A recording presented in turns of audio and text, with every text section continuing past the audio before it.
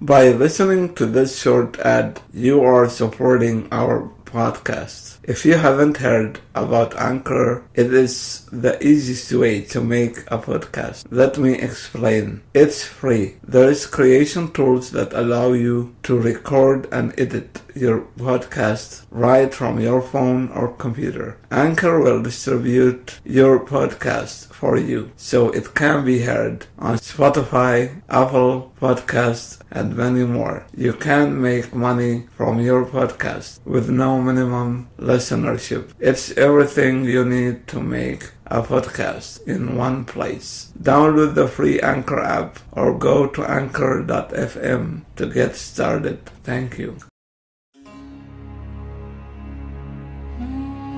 Welcome to another episode of Sigmund Freud's Moses and Monotheism. 3.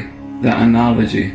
The only really satisfactory analogy to the remarkable process which we have recognized in the history of Jewish religion is to be found in a domain apparently remote from our problem. It is, however, very complete, approximating to identity. Here again we find the phenomenon of latency, the appearance of inexplicable manifestations which call for an explanation, and the strict condition of an early and subsequently forgotten experience. Here too we find the characteristic of compulsiveness, which overpowering logical thinking strongly engages the psychical life. It is a trait which was not concerned in the genesis of the epic. This analogy is met within psychopathology, in the genesis of human neurosis, that is to say, in a discipline belonging to individual psychology, whereas religious phenomena must of course be regarded as a part of mass psychology. We shall see that this analogy is not so startling as it appears at first sight. Indeed, it is rather in the nature of an axiom. The impressions we experienced at any early age and forgot later, to which I have ascribed such great importance for the etiology of the neurosis, are called traumata. It may remain an open question whether the etiology of the neurosis should in general be regarded as traumatic one. The obvious objection is that a trauma is not always evident in the early history of the neurotic individual. Often we must be content to say that there is nothing else but an unusual reaction to experiences and demands that apply to all individuals. Many people deal with them in another way, which we may term normal, where we can find no other explanation than an hereditary and constitutional disposition. We are naturally tempted to say that the neurosis was not suddenly acquired, but slowly developed. In this connection, however, 2 points stand out. The first is that the genesis of the neurosis always goes back to very early impressions in childhood. The second is this: it is correct to say that there are cases which we single out as traumatic in quotation marks. Once because the effects unmistakably go back to one or more strong impressions of this early period. They failed to be disposed of normally, so that one feels inclined to say, if this or that had not happened, there would have been no neurosis. It would be sufficient for our purposes, even if we had to limit the analogy in question to these traumatic cases. Yet the gap between the two groups does not seem unbridgeable. It is quite possible to combine both ideological conditions in one conception. All depends on what is defined as traumatic. If we may assume that an experience acquires its traumatic character only in consequence of a quantitative element, that is to say, that if the experience evokes unusual pathological reactions, the fault lies in its having made too many demands on the personality. Then we can formulate the conclusion that with one constitution, something produces a trauma, whereas with another it does not. We then have the conception of a sliding scale, a so-called complemental series, where two factors converge to complete the etiology. A minus in one factor is compensated by a plus in the other. Generally, the two factors work together, and only at either end of the series can we speak of a simple motivation. In consequence of this reasoning, we can leave out of account the difference between traumatic and non-traumatic.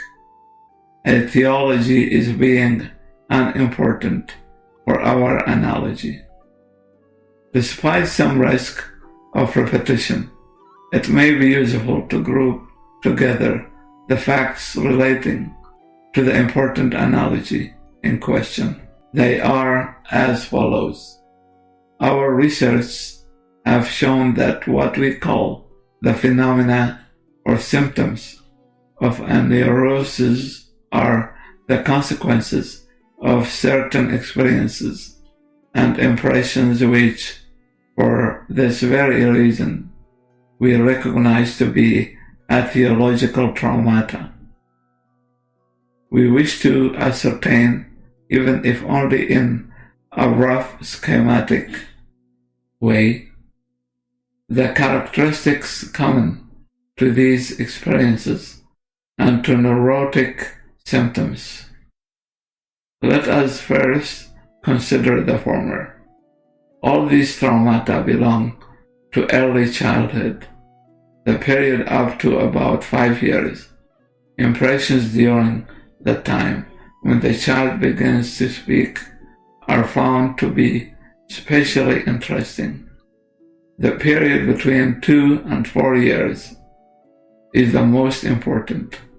How soon after birth this sensitiveness to traumata begins, we are not able to state with any degree of certainty. The experiences in question are, as a rule, entirely forgotten and remain inaccessible to memory. They belong to the period of infantile amnesia, which is often interrupted by isolated fragmentary memories, the so-called, in quotation marks, secrean memories. They concern impressions of a sexual and aggressive nature, and also early injuries to the self, injuries to narcissism. We should add that children at that early age do not yet distinguish between sexual and purely aggressive actions so clearly as they do later on. The sadistic misunderstanding of the sexual act belongs to this context. It is, of course, very striking that the sexual factor should predominate, and theory must take this into account. These 3 points, early happenings within the first 5 years of life, the forgetting, and the characteristics of sexuality and aggressivity, belong closely together. The traumata are either bodily experiences or perceptions, especially those heard or seen.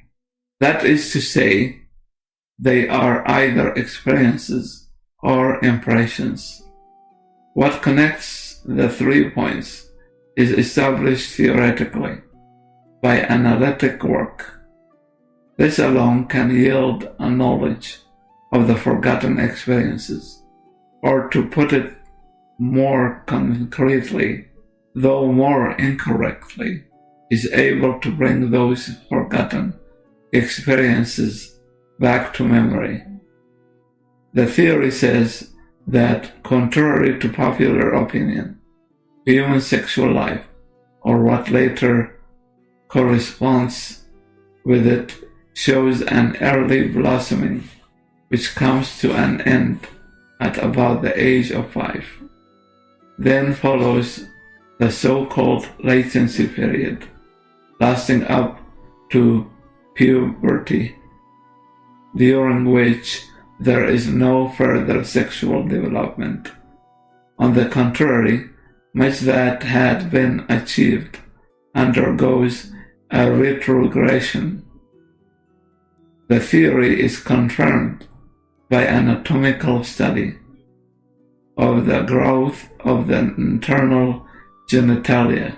It suggests that man is derived from a species of animal that was sexually mature at 5 years, and arouses the suspicion that the postponement and the beginning twice over of sexual life has much to do with the transition to humanity. Man seems to be the only animal with a latency period and delayed sexuality. Investigations of primates, which so far as I know have not been made, would furnish an invaluable test for this theory. It must be significant psychologically that the period of infantile amnesia coincides with this early blossoming of sexuality. Perhaps this state of affairs is a necessary condition for the existence of neurosis, which seems to be a human privilege, and which in this light appears to be a survival from primeval times, like certain parts of our body. What features are common to all neurotic symptoms? Here we may note 2 important points. The effects of the trauma are twofold, positive and negative. The former are endeavors to revive the trauma, to remember the forgotten experience, or better still, to make it real, to live once more through a repetition of it. If it was an early effective relationship, it is revived in an analogous connection with another person.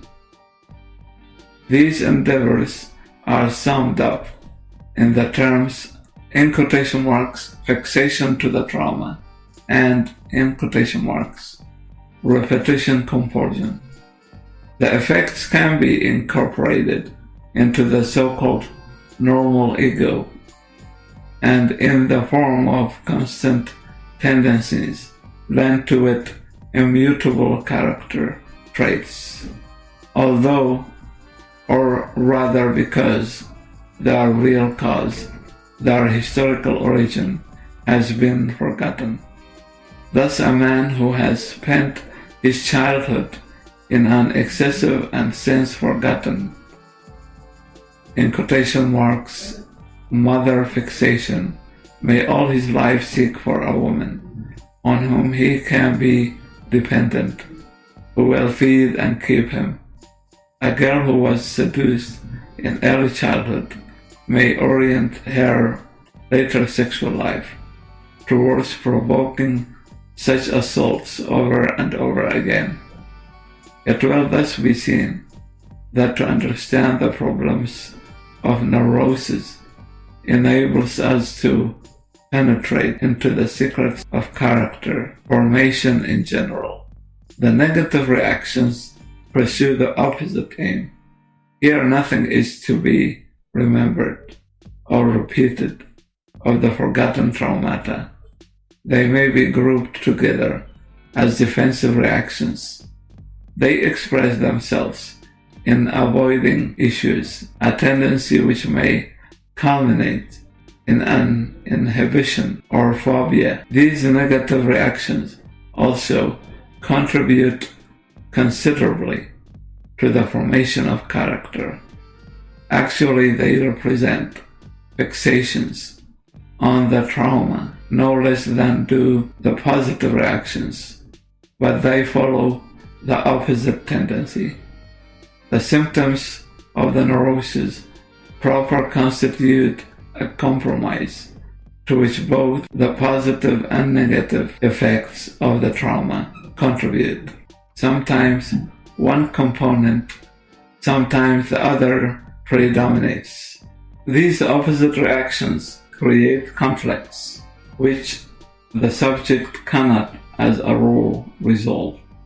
The second point is this: all these phenomena, the symptoms as well as the restrictions of personality and the lasting changes in character, display the characteristic of compulsiveness. That is to say, they possess great psychical intensity. They show a far-reaching independence of psychical processes that are adapted to the demands of the real world and obey the laws of logical thinking. They are not influenced by outer reality, or not normally so. They take no notice of real things or the mental equivalence of these, so that they can easily come into active opposition to either. They are as a state within the state, an inaccessible party, useless for the common weal, yet they can succeed in overcoming the other, the so-called normal component, and in forcing it into their service. If this happens, then the sovereignty of an inner psychical reality has been established over the reality of the outer world. The way to insanity is open. Even if it does not come to this, the practical importance of the conflict is immeasurable.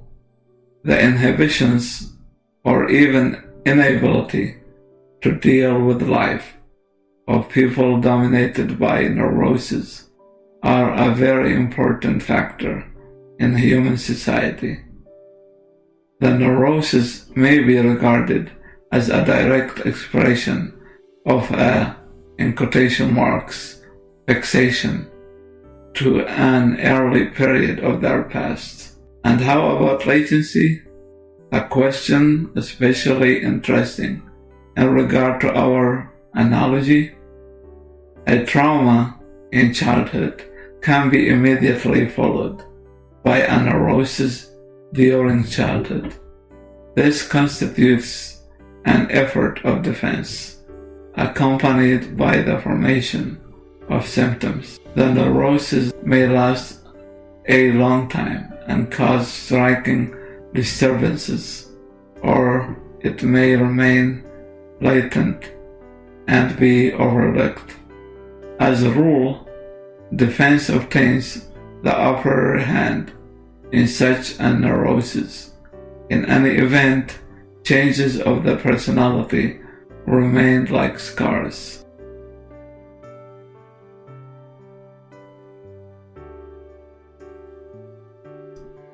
A childhood neurosis seldom continues without an interval into the neurosis of the adult. Much more often, it is succeeded by a time of undisturbed development, a process made possible or facilitated by the physiological latency. Only later does the change appear, with which the neurosis becomes definitely manifest as a delayed effect of the trauma. This happens either at puberty or somewhat later. In the first case, it comes about because the instincts, strengthened by physical maturity, can again take up the battle in which at first they were defeated. In the second case, the neurosis becomes manifest later.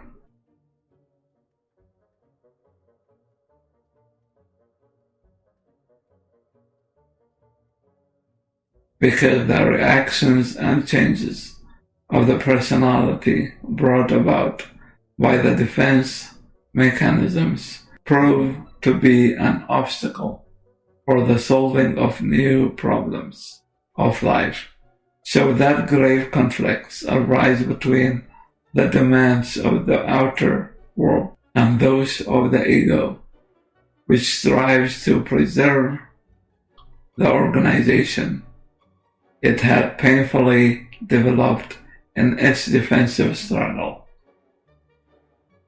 The phenomenon of a latency in the neurosis between the first reactions to the trauma and the later appearance of the illness must be recognized as typical. The illness may also be regarded as an attempt at cure, an endeavor to reconcile the divided ego, divided by the trauma, with the rest, and to unite it into a strong whole that will be fit to cope with the outer world. Yet such an effort is rarely successful unless analytic help is sought, and even then, not always. Often it ends in entirely destroying and breaking up the ego, or in the ego being overpowered by the portion that was early split off and has since been dominated by the trauma. To convince the reader of the truth of our statements, the exhaustive communication of several neurotic life histories would be necessary. The difficulty of the subject, however, would lead to great discursiveness and entirely destroy the character of this essay. It would become a treatise on the neurosis, and even then would enforce conviction only on that minority of people who have devoted their life's work to the study and practice of psychoanalysis. Since I am speaking here to a larger audience, I can only ask the reader to lend a tentative credence to the abbreviated exposition which he has just read. I, on my part, agree that he need accept the deductions which I propose to lay before him, only if the theories on which they are based turn out to be correct. Nevertheless, I can try to relate one case which will show clearly many of the peculiarities of neurosis that I have mentioned above. One case cannot, of course, display everything, so we shall not be disappointed if its content seems far away from the analogy we are seeking. A little boy, who, as so often happens in the families of the petty bourgeoisie, shared his parents' bedroom, had ample and even regular opportunity for observing sexual intercourse. At an age before he was able to talk, he saw much and heard still more. In his later neurosis, which broke out immediately after the time of his first seminal emission, disturbed sleep was the earliest and most trying symptom. He became extraordinarily sensitive to nocturnal noises, and if once awakened, could not get to sleep again. This disturbance was a true compromise symptom. On the one hand, the expression of his defense against his nocturnal observations. On the other and the endeavor to re-establish the wakefulness which had enabled him to listen to those experiences. Stirred early to aggressive virility by these observations, the boy began to excite his penis by touch and to make sexual advances towards his mother, putting himself thus in his father's place through identification with him. This went on until at last his mother forbade him to touch his penis and threatened to tell his father, who would take the offending organ away. This threat of castration had a very strong traumatic effect on the boy. He relinquished his sexual activity, and his character underwent a change. Instead of identifying himself with his father, he began to be afraid of him, adopted a passive attitude towards him, and by means of occasional disobedience provoked his father to punish him physically. This corporal punishment had sexual significance for him, and in that way he could identify himself with the ill-treated mother. He began to cling more and more closely to his mother as if he could not bear to be without her love, even for a moment, since this constituted a protection against the danger of castration from his father. The latency period was spent in this modification of the Oedipus complex. It remained free from obvious disturbances. He became a model child and was successful in school. So far, we have pursued the immediate effect of the trauma and confirmed the existence of a latency period. The appearance of puberty brought with it the manifest neurosis and disclosed its second main symptom, sexual impotency. He had lost all sensitiveness in his penis, never tried to touch it, and never dared to approach a woman sexually. His sexual activities remained restricted to psychical onanism, with sadistic, masochistic fantasies in which it was easy to recognize the consequence of those early observations of parental coitus. The thrust of increased virility that puberty brought with it turned to ferocious hatred of his father and opposition to him. This extreme negative relation to his father, which went as far as injuring his own interests, was the reason for his failure in life and his conflicts with the outer world. He could not allow himself to be successful in his profession because his father had forced him to adopt it. He made no friends and was always on bad terms with his superiors. Burdened with these symptoms and incapacities, he found at last a wife after his father's death. Then the core of his character appeared, traits which made him very difficult to live with. He developed an absolutely egotistical, despotic, and brutal personality. It was obviously necessary to him to bully and oppress other people. He was the exact copy of his father, after the image of him he had formed in his memory. That is to say, he revived the father identification, which as a child he had adopted for sexual motives. In this part of the neurosis, we recognize the return of the repressed, which together with the immediate effects of the trauma and the phenomenon of latency we have described as among the essential symptoms of a neurosis. See you in the next episode.